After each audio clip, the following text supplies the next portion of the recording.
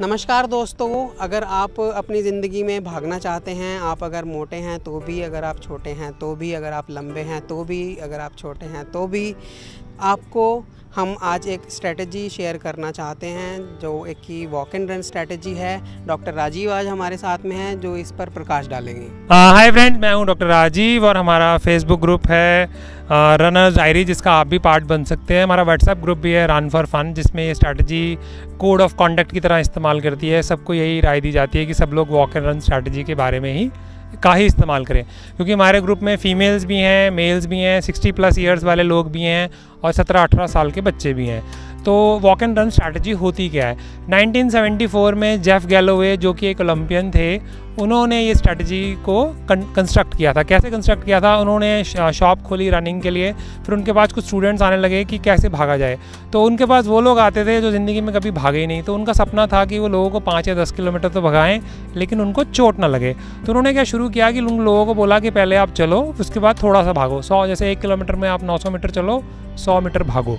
और इस स्ट्रैटेजी के थ्रू उन्होंने क्या पाया कि 10 हफ्ते में ही कुछ लोगों ने 5 किलोमीटर पूरा कर लिया और कुछ लोगों ने 10 किलोमीटर पूरा कर लिया, और सरप्राइजिंगली किसी को भी चोट नहीं लगी।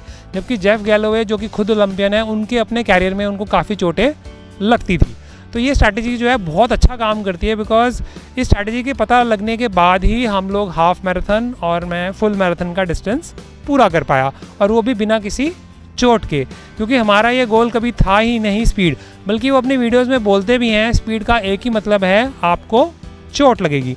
चाहे वो घुटने की चोट हो, चाहे वो नी की चोट हो, चाहे आपकी हिप्स की हो, क्योंकि काफ़ी वेट होने की वजह से कई बार क्या होता है, हम झुक जाते हैं तो पीठ की दर्द हो या गर्दन की दर्द हो। तो वॉक एंड रन स्ट्रैटेजी क्या होती है और इसमें हमें कैसे फ़ायदा होता है? बेसिकली क्या होता है, कॉन्टीन्यूअस भागने से हमारी मसल्स थक जाती हैं। तो मान लीजिए आपने 4 मिनट के लिए भागा, उसके बाद आपने 30 सेकंड का ब्रेक ले लिया। किसी के लिए हो सकता है ये भी प्रैक्टिकल ना हो, तो उसके लिए सबसे प्रैक्टिकल स्ट्रैटेजी उन्होंने बनाई है, सिर्फ 30 सेकंड भागें और 30 सेकंड चलें। मतलब 30 सेकंड भागें, आप विश्वास कीजिए कि 30 सेकंड भागें और 30 सेकंड चलें, और आपको ऐसे वीडियोस मिलेंगे जहाँ पे लोगों ने फुल मैराथन इस स्ट्रैटेजी से पूरी कर ली कि 30 सेकंड भागे और 30 सेकंड चले और 7 घंटे के अंदर अंदर फुल मैराथन पूरी कर ली, जो कि बहुत बड़ा लैंडमार्क है। वो 42.2 किलोमीटर है, क्योंकि बॉडी को रेस्ट मिलता है। दूसरा क्या है, आपके शोल्डर्स को भी रेस्ट मिलता है, क्योंकि जब आप भागते हैं तो आपके कंधे थक जाते हैं लगातार भागते भागते। जब आप चलते हैं तो दूसरी मसल्स इस्तेमाल होती हैं, जैसे गियर चेंज हो गया, सेकंड गियर लग गया, 4th गियर लग गया, तो जैसे गाड़ी भी एक सेम गियर पर चलती है, तो उस तरह की बात नहीं बनती है। उसके अलावा लॉन्ग डिस्टेंस में ये बहुत इंपॉर्टेंट है, बिकॉज शॉर्ट डिस्टेंस है, 5 किलोमीटर है, 10 किलोमीटर है, आप एक अकम्प्लिश या प्रोफेशनल रन है, यंग हैं, तो आप ये सब कर सकते हैं। बट जैसे मैं 40+ हूँ, ये दोनों 30+ हैं, तो अगर पहले बैकग्राउंड नहीं रहा है एक्सरसाइज का, तो अच्छा आइडिया नहीं है कि आप अचानक ही स्पीड बढ़ा दें, तो उसमें आपको थकावट नहीं होगी।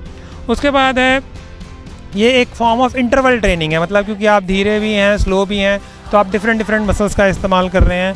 उसके बाद आपकी एनर्जी बचती है। शुरू में क्या होगा, अक्सर क्या होता है, लोगों को नेगेटिव स्प्लिट की बात करेंगे जो हम किसी और वीडियो में बताएंगे आपको। अक्सर क्या करते हैं लोग कि शुरू में बहुत तेज़ भागते हैं और उसके बाद लोग जो है धीरे भागते हैं बाद में, क्योंकि वो भाग ही नहीं पाते। तो अगर हम शुरू से ही वॉक एंड रन स्ट्रैटेजी करेंगे तो हमारा कोई कॉम्पिटिटर ही नहीं है, हम तो अपने हिसाब से भाग रहे हैं। हमने पहले से ही डिसाइड कर रखा है कि 4 मिनट के बाद मुझे ब्रेक लेना ही लेना है, चाहे मेरे सामने कोई अच्छी लड़की भी भाग रही है तो कोई बात नहीं, पीछे वाली आगे आ जाएगी, तो फिर भी हमें रुकना ही पड़ेगा, कोई भी मोटिवेशन हो। उसके बाद क्या है, इससे आपका जो कोर बॉडी टेम्परेचर है वो बढ़ता नहीं है। जानकारी के लिए, जिनको ऑलरेडी जानकारी है उनको पता होगा, लेकिन जिनको नहीं पता है, फुल मैराथन भागने के बाद लगभग 3 डिग्री तक टेम्परेचर बढ़ जाता है। शुरू में फुल मैराथन भागने के बाद जब मेरी बॉडी आधा दिन तक गर्म रहती थी, मुझे समझ नहीं आता था ये हो क्या रहा है, और आप ऐसे लगता है जैसे थक से गए हैं, सो जाएं। तो ये सब प्रॉब्लम्स भी कम होती हैं, आपकी रिकवरी जो है वो फास्ट होती है और आप दोबारा जल्दी ट्रैक पे आ सकते हैं। उसके बाद क्या है, जो खुशी के हार्मोन्स, जो कि रनर्स हाई है, उस पर हम एक और वीडियो बनाएंगे, रनर्स हाई क्या होता है। बेसिकली रनर्स हाई जो है वो 40 मिनट के बाद आता है। जो लोग 20 या 30 मिनट भागते होंगे उन्होंने इसका मज़ा नहीं लिया होगा, बट ये नशे की तरह होता है और यही लोगों को रोज़ सुबह सुबह भगाता है 5-5 बजे उठा के।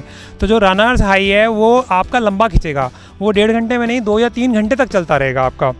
उसके बाद क्या है, आपको टेंशन कम होगी, क्योंकि आपको पता है कि 4 मिनट के बाद मैंने 30 सेकंड के लिए रुकना ही है, या 2 मिनट के बाद मैंने 1 मिनट के लिए रुकना ही है।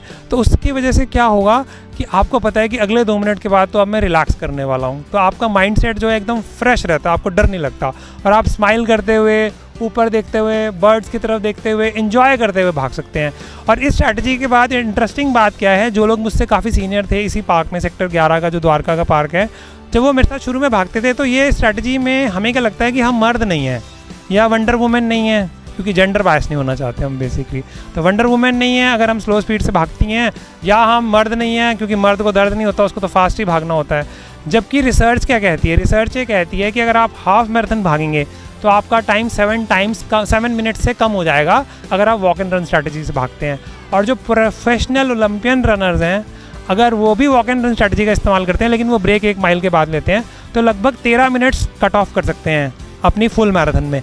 तो एक्चुअली आप भाग रहे हैं धीरे, भाग रहे हैं मज़े से, बट प्रॉब्लम क्या है, बैंक में 1 लाख रुपए ही है, आप उसको पहले ही खर्च कर दीजिए ताकि बचे ना बाद में, या फिर आप उसको आराम से 30, 40, 50 हज़ार खर्च कीजिए और एंड में जब लोग थक गए होंगे आप भागते हुए स्माइल करते हुए उनसे आगे जाइए, वो चाह कर भी आपको पकड़ नहीं पाएंगे। तो आज के लिए दोस्तों इतना ही, थैंक यू।